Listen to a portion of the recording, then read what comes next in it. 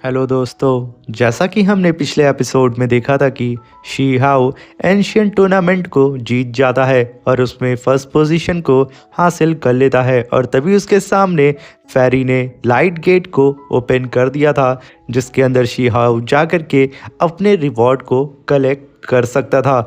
और तभी she how सीढ़ियों को चढ़ता हुआ सीधा उस गेट के अंदर चला जाता है। तो मेरे प्यारे दोस्तों, इस एपिसोड को स्टार्ट करने से पहले मैं अपने व्यूवर्स को थैंक यू कहना चाहूँगा, और जिन प्यारे भाइयों ने मेरी पिछली वीडियो पे कमेंट किया है उन सबको तहे दिल से धन्यवाद। और मेरे कुछ ऐसे व्यूवर्स हैं जो कि 82% है जिन्होंने अभी तक चैनल को सब्सक्राइब नहीं किया है।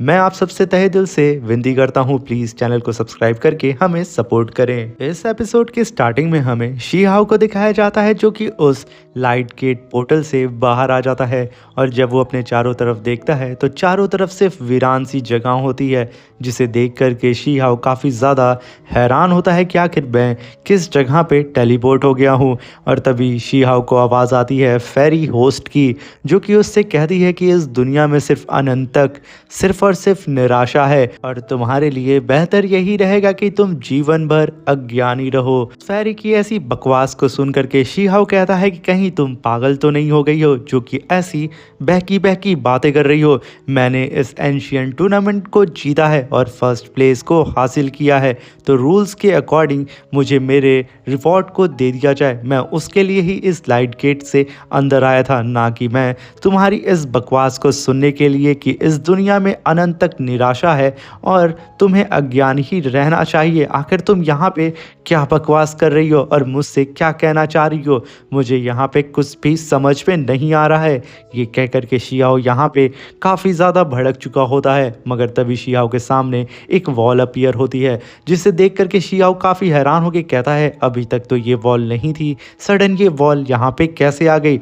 और तभी शी हाउ धीरे धीरे करके उस वॉल को ऑब्जर्व करने लगता है, जिसमें एंशियंट टाइम की डिज़ाइन बनी हुई थी, जिसे देख के शी हाउ कहता है कि कहीं यही तो वो गेट नहीं है जिसे मुझे पार करना होगा। ये कह करके शी हाउ धीरे धीरे करके अपने कदम को आगे बढ़ाता है और उस वॉल के काफ़ी करीब जाके खड़ा हो जाता है, जो कि वो वॉल काफ़ी ज़्यादा विशाल और उतनी ही ज़्यादा ख़तरनाक भी नज़र आ रही होती है। और तभी हम देखते हैं कि शी हाउ धीरे धीरे करके उस वॉल के इल्यूजन में खो सा जाता है और एक अलग सी जगह टेलीपोर्ट होता है, जहाँ पे शी हाउ के सामने एक बंदा फ्लैग लेके खड़ा था। वो अपने फ्लैग को जैसे ही ज़मीन पे पटकता है, उसके अंदर से इतना ख़तरनाक टेरिफाइंग ऑरा निकलता है, जिसे सेंस करके शी हाउ के तो होश उड़ जाते हैं। शी हाउ कहता है कि अगर ये इमॉर्टल इस वर्ल्ड में होता तो इस वर्ल्ड का ये सबसे ज़्यादा पावरफुल इमॉर्टल होता है। इसके पास ऐसी टेरिफाइंग पावर है कि ये एक ही अटैक में पूरे के पूरे हेवन और अर्थ को डिस्ट्रॉय कर सकता है। इसकी पावर यूँ समझ लो कि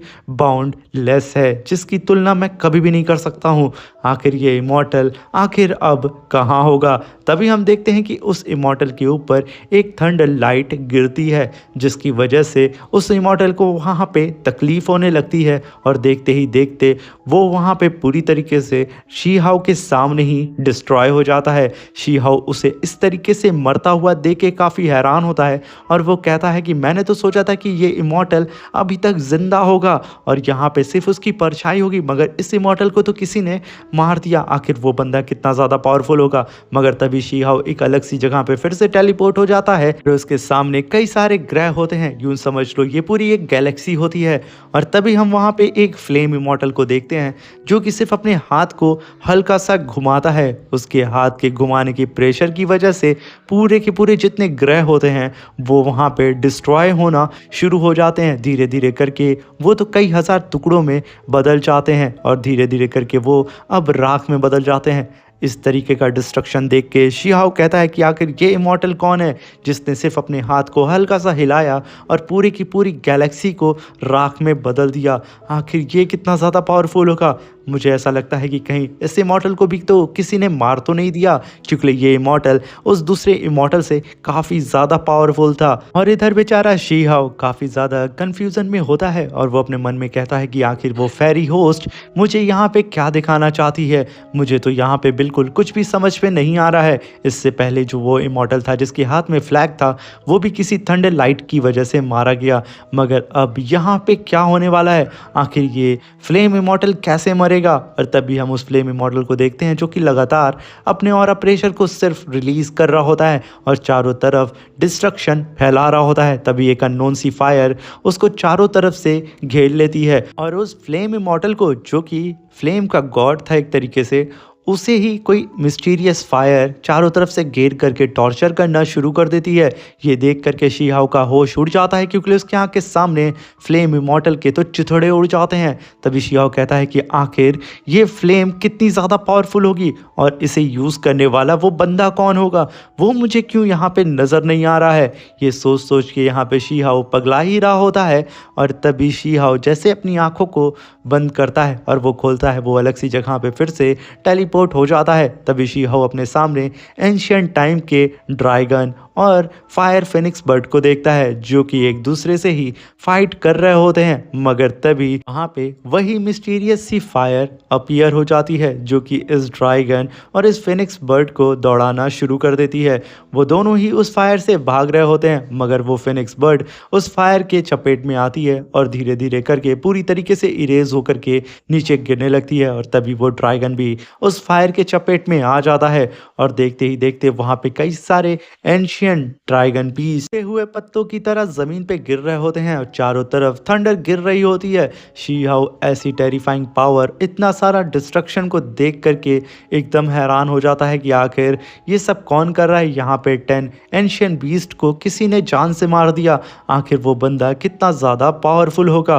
तभी हम स्काई में देखते हैं जो कि काफ़ी पावरफुल पाम अटैक सीधा शी हाओ की तरफ आ रहा होता है। शी हाओ उस पाम अटैक को देख के काफ़ी ज़्यादा घबरा जाता है कि आखिर अब यहाँ पे क्या होने वाला है। और वो पाम अटैक जैसे ही शी हाओ के पास आता तभी शी हाओ तुरंत अपने होश में आ जाता है। और तभी शी हाओ कहता है कि आखिर इस वॉल में आखिर ऐसा क्या है। तभी शी हाओ उस वॉल को छूता है जिसकी वजह से उस वॉल के ऊपर एक कवच अपीयर हो जाता है और तभी उसी फेरी होस्ट की आवाज़ आती है शी हाओ को, तुम इस एंशिएंट इनहेरिटेंस को ले सकते हो मगर साथ में तुम्हें मैं एक और चीज़ बता देती हूँ कि इस एंशिएंट इनहेरिटेंस के साथ डिज़ास्टर भी आएगा जो कि पूरे के पूरे वर्ल्ड के फ्यूचर को डिस्ट्रॉय करके रख देगा। क्या अभी भी तुम इस एंशिएंट इनहेरिटेंस को पाना चाहते हो। जिसे सुन करके शी हाओ कहता है कि अब बस बहुत हो गया, तुमने यहाँ पे मुझे बहुत ही ज़्यादा मैनिपुलेट कर दिया है। मुझे यहाँ सब समझ में आ रहा है कि तुम चाहती हो कि मैं इस वॉल को कभी क्रॉस ही ना करूं। तभी वो फेरी होस्ट कहती है तुम्हें भला ऐसा क्यों लगता है। तभी शी हाओ पीछे आता है और कहता है कि ज़रूरी थोड़ी ना है कि मैं उस एंशिएंट टूर्नामेंट को जीत जाऊं और मुझे इतनी आसानी से उसका रिवॉर्ड मिल जाए। ये कह करके वो अपनी ऑरा प्रेशर को रिलीज़ करता है और अपने फीस्ट में काफ़ी ज़्यादा पावर को गैदर करने लगता है और एक काफ़ी पावरफुल फीस्ट अटैक वहाँ पे जनरेट करता है और सीधा उस वॉल पे दे मारता है। जैसे शी हाओ का अटैक लगता है वो वॉल तो कई लाख टुकड़ों में टूट करके बिखर सी जाती है। और तभी फेरी का ऊपर से आवाज़ आता है कि तुमने ये पड़ाव पार कर लिया है। तभी शी हाओ कहता है कि मुझे फंसा पाना इतना भी आसान नहीं है। ये कह करके शी हाओ अपने सामने एक अलग सी ही जगह को देखता है जिसे देख करके शी हाओ कहता है कि फाइनली मैं 9 हेवंस तक पहुंच चुका हूँ।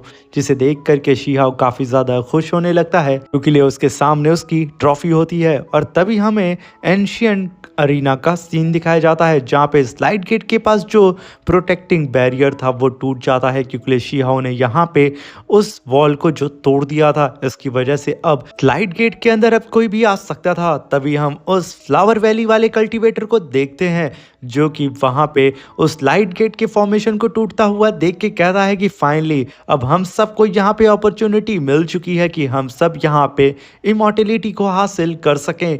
ये कह करके वो उड़ता हुआ सीधा उस लाइट गेट के पास जाने लगता है और उन सारे कल्टीवेटर्स के आंख के सामने वो उस लाइट गेट के अंदर चला जाता है। उसे जाता हुआ देख करके नीचे खड़े हुए जितने अदर कल्टीवेटर होते हैं जैसे कि शी हाओ के ब्रदर्स और फ्रेंड और अदर कल्टीवेटर जो कि शी हाओ के दुश्मन थे, वो सब के सब काफ़ी तेज़ी से उस लाइट गेट के अंदर चले जाते हैं। और तभी हम वहाँ पे अदर वर्ल्ड का सीन देखते हैं जहाँ पे 6 कल्टिवेटर फोर्सफुली एक पोर्टल को ओपन करने की कोशिश करते हैं जो कि एंशिएंट अरीना का ही पोर्टल होता है और उनकी आंखों के सामने एंशिएंट अरीना का लाइट गेट अपीयर हो चुका था, जिसे देख के वो लोग कहते हैं कि फाइनली अब हमें भी कोई रोक नहीं सकता है इमॉर्टिलिटी को हासिल करने से। वो लोग अपनी पूरी जी जान लगा करके उस पोर्टल को और भी ज़्यादा बड़ा करने लगते हैं कि वो लोग जल्द से जल्द उस पोर्टल के अंदर जा करके पूरे के पूरे इनहेरिटेंस को हासिल कर सकें। तभी उसमें से लाल वाला बंदा बोलता है, वो सारे इनहेरिटेंस हमें मिले या ना मिले, मुझे तो उस शी हाउ की जान लेनी है। जैसा कि हमारे लॉर्ड ने हमें कहा है, हम इसे जान से मार करके रहेंगे। तभी वो ग्रीन वाला बंदा बोलता है, ये भी कोई पूछने वाली बात है, हम उसे तो जान से मारेंगे ही, साथ में उन सब के सारे ट्रेजर्स को भी छीन लेंगे। जल्दी करो, इस पोर्टल को हमें ओपन करना है। तभी हम एंशिएंट अरीना का सीन देखते हैं जहाँ पे सारे लोग आसमान में एक पोर्टल को खुलता हुआ देख के कहते हैं कि क्या आउटसाइडर भी यहाँ पे आने वाले हैं, क्योंकि ये पोर्टल ऑलमोस्ट खुल चुका है। और तभी हम वहाँ पे हुआंग शैंग को देखते हैं जो कि रैबिट गर्ल से कहता है कि मुझे एक चीज़ समझ में नहीं आ रही है, इस एंशिएंट इमॉर्टल अरीना के अंदर ये जो लाइट गेट अपीयर हुआ है, इसके अंदर जो अदर कल्टीवेटर गए हुए हैं वो लोग तो 10 क्राउन चैंपियनशिप को भी नहीं जीते थे। आखिर ये लोग यहाँ कैसे जा सकते हैं? क्या मैं भी अंदर जा सकता हूँ? क्योंकि मेरे ऊपर तो रिस्ट्रिक्शन है, तो कहीं मेरे ऊपर यहाँ पे कोई स्ट्राइक या कोई अटैक ना हो जाए। तभी रैबिट गर्ल उसकी बात को सुनती है और उससे कहती है कि आप वहाँ पे जा कर के ट्राई कर सकते हैं, क्योंकि जब तक आप वहाँ जाएंगे नहीं तब तक आपको पता कैसे चलेगा। जिसकी बात को सुन करके हुआंग कहता है, शायद मेरे पास भी अच्छा मौका है कि मैं यहाँ पे इमॉर्टलिटी को हासिल कर सकता हूँ। ये सारा किया धरा ब्रदर शी हाउ का है, मगर इसमें मुझे भी प्रॉफिट मिल सकता है। इसलिए वो रैबिट गर्ल से कहता है कि तुम बाहर का ख्याल रखना, मैं अंदर जा करके एक बार चेक करता हूँ कि क्या मुझे अंदर जाने की परमिशन मिलती है या नहीं। तभी रैबिट गर्ल कहती है कि ब्रदर हुआंग, मैं तो तुम्हारे साथ हूँ, तुम जाओ। तभी वो उड़ते हुए काफ़ी तेज़ी से सीधा उस एंशिएंट अरीना के लाइट गेट के अंदर जाने लगता है। उसे जाता हुआ देख के जितने अदर कल्टीवेटर होते हैं वो कहते हैं कि आखिर ये मोटा इस एंशिएंट अरीना लाइट गेट के अंदर ऐसे कैसे जा सकता है? अगर ये वहाँ पे जा सकता है तो फिर हम क्यों नहीं? वो लोग भी काफ़ी तेज़ी से सीधा हुआंग शैंग का पीछा करते हुए उस एंशिएंट इमॉर्टल लाइट गेट के अंदर एंटर कर जाते हैं। और तभी हम देखते हैं कि उस अरीना में अब कोई कल्टीवेटर बचा ही नहीं रहता है, सब के सब उस लाइट गेट के अंदर जा चुके होते हैं। तभी सीन शिफ्ट होता और हमें शी हाउ को दिखाया जाता है जो कि अपने सामने 9 हेवंस को देख करके काफी खुश होता है, कहता है कि फाइनली मैं यहाँ पे आ चुका हूँ। ये कहते हुए वो आगे बढ़ने लगता है और कहता है कि सच में मेरे चारों तरफ यहाँ पे काफ़ी ज़्यादा हाई अमाउंट में फेरी स्पिरिचुअल ऑरा है। ये कहते हुए वो धीरे धीरे करके और भी डीप में जाने लगता है, जहाँ पे उसे अपने सामने कुछ अलग सी ही चीज़ दिखाई देती है जो कि चमक रही होती है। जब वो और अंदर जाता है तो वो देखता है कि यहाँ पे तो कई सारे कफन्स पड़े हुए हैं, जिन्हें देख के शी हाउ कहता है कि शायद पास्ट में ये सारे के सारे इमॉर्टल्स होंगे, इसी वजह से इन्हें यहाँ पे रखा गया है, जो कि एक इमॉर्टल एंशिएंट टॉम है। ये कहते हुए वो आगे बढ़ता है और तभी वो वहाँ पे एक कॉफिन को अपनी पावर से देखने लगता है और तभी वो अंदर की ओर देखता है जहाँ पे बॉडी तो होती है मगर उसका धड़ ही नहीं होता है, जिसे देख करके शी हाउ काफ़ी ज़्यादा शॉक्ड होता है और कहता है कि आखिर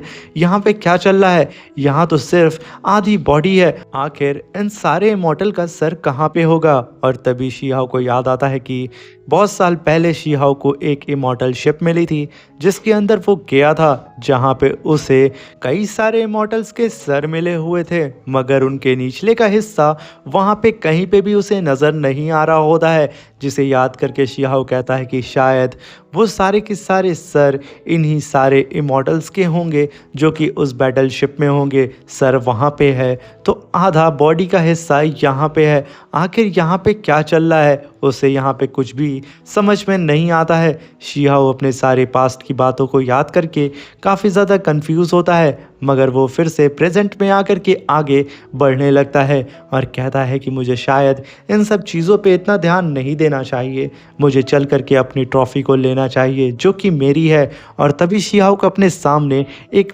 उड़ता हुआ बॉक्स नज़र आता है जो कि स्ट्रेंज फायर से कवर था, जिसे देख करके शिहाओ कहता है कि आखिर ये एक इमॉर्टल एंशिएंट पैटर्न है जो कि मुझे चारों तरफ दिख रहे हैं। और मुझे ऐसा लगता है कि ये जो बॉक्स जो हवा में फ्लोट कर रहा है यही फाइनल ट्रेजर है जो कि मेरी ट्रॉफ़ी है, जिसे मुझे ले लेना चाहिए। ये कह कर के शिहाओ धीरे धीरे करके आगे बढ़ने लगता है, सीधा उस बॉक्स के करीब जाने के लिए। मगर साथ में शिहाओ अपने चारों तरफ भी देख रहा होता है कि कहीं कोई खतरा ना हो।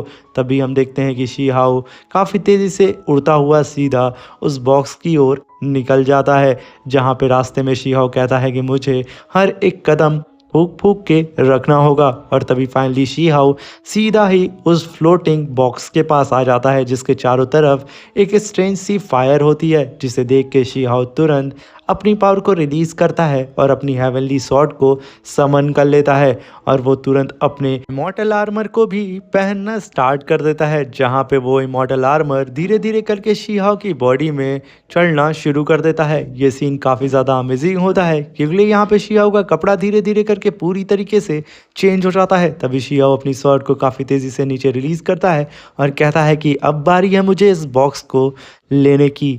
ये कह कर के वो सीधा अपने हाथ को आगे बढ़ाता है और उस बॉक्स को लेने जा रहा होता है, मगर तभी वो बॉक्स वहाँ पे शेक करना स्टार्ट कर देता है और शिहाओ को उठा के पीछे फेंक देता है। और तभी वहाँ पे उसी फेरी होस्ट की आवाज़ आती है और कहती है कि तुम्हें क्या लगता है कि तुम इतने वर्दी हो कि तुम यहाँ पे इस बॉक्स को ले सकते हो? अगर हो तो तुम्हें यहाँ पे प्रूफ करना होगा कि तुम इसके लिए क्वालिफाई हो। इधर ये सुन करके शिहाओ का दिमाग और भी ज़्यादा ख़राब हो जाता है। एक तो उसने इतनी मुश्किल से निर्वाणा रैलम पे ब्रेक थ्रू किया और साथ में उसने इस कंपटीशन को जीता और जो उसे प्राइज़ मिलनी है वो भी नहीं मिल रही है।